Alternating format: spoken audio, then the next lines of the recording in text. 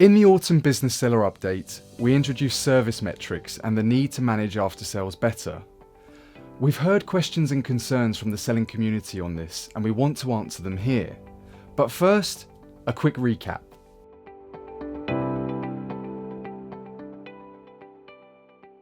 We announced we'd be giving you more insight into your after-sales with the launch of a new service metrics dashboard. We're also adding consequences for sellers who have an exceptionally high number of item not as described return requests open against them. Let's start with why we're doing this. When someone has a poor experience buying something on eBay, it's bad for the whole marketplace. When something goes wrong, it dents buyer confidence. That in turn makes it less likely someone will return to eBay, and ultimately, that's bad for your future sales. We also know that after-sales disputes can cost significant time and money to resolve. So, we're working to prevent bad after-sales experiences before they happen in the first place. The aim of the Service Metrics dashboard is to give you all the information you need to maintain or improve your after-sales performance. The good news is that the vast majority of sellers on eBay already offer a great after-sales experience, one that's on par with or better than sellers of similar items, as we call them, peers. However, there's a small number of sellers with a very high rate of item not as described return requests open against them. These sellers stand out because when you compare their performance with their peers, their rate is much higher than it should be. These sellers will be charged an additional surcharge on their final value fees in the categories where they have this very high rating when their item sells. Once they improve their rating, we'll remove the surcharge. In June 2018, we started contacting sellers with high or very high ratings to make them aware and give them time to take action. We'll continue to send out emails once a month to affected sellers. You can check your peer rating at any time using the Service Metrics dashboard. We're now going to answer some of the questions you've raised. Why are you really doing this? Is it just a stealth fee increase? That's a fair question. We're using this surcharge to motivate sellers to improve their peer rating. In an ideal world, no seller would have a very high rating. We're regularly contacting at-risk sellers so they have ample time to improve their rating and avoid the fee.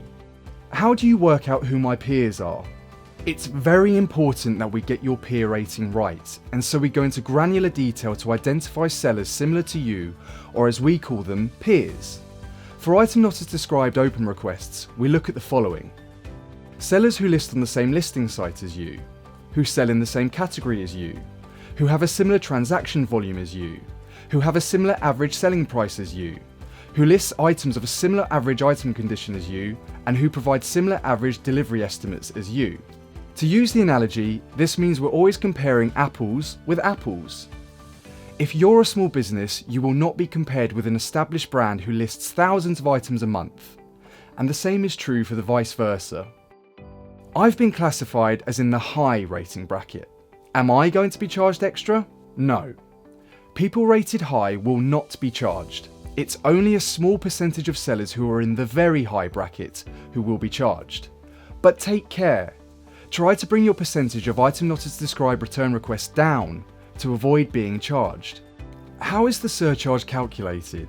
Is it 4% of the final value fee I'd normally pay, or is it an extra 4 percentage points?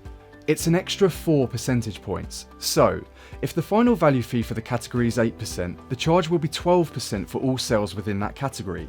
This only applies for the categories where the seller's got a very high rating. If you've got a lower rating in other categories, the fee will not increase in those categories. But please note that the surcharge is not subject to category caps. In general, on eBay, depending on whether you have a shop subscription or the category you sell in, certain categories' final value fees are capped, but these caps do not apply to the surcharge. I'm a small seller, and I'm worried that just 1 or 2 bad transactions could push me into the very high rating bracket. Is it time to stop selling on eBay? Not at all. We make sure that when we apply the peer rating, you're being compared with sellers as similar as possible to you.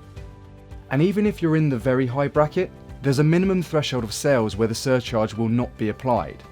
Another way we're helping small businesses with lower volumes is by using a longer look-back period. This allows us to look at a larger number of transactions and means you're less likely to be impacted for 1 or 2 bad months. I sell used items and I describe their condition accurately. But even when I do, some buyers expect something new and perfect to arrive. This isn't fair. eBay's a marketplace that relies on the input of millions of people. So we recognise that incorrect return requests happen from time to time.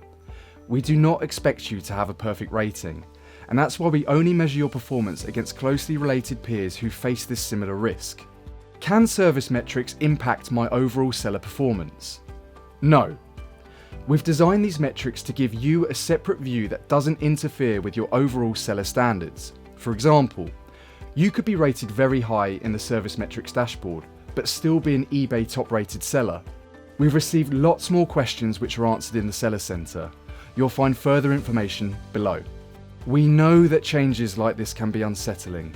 Please know that we're making this change to maintain a standard of after sales that keeps buyers coming back for all sellers. We hope that this video gives you more clarity. Thanks for watching. To get more tips and guidance from the eBay team, subscribe to our channel on YouTube and click the bell icon to enable notifications. YouTube will let you know as soon as we have new videos available.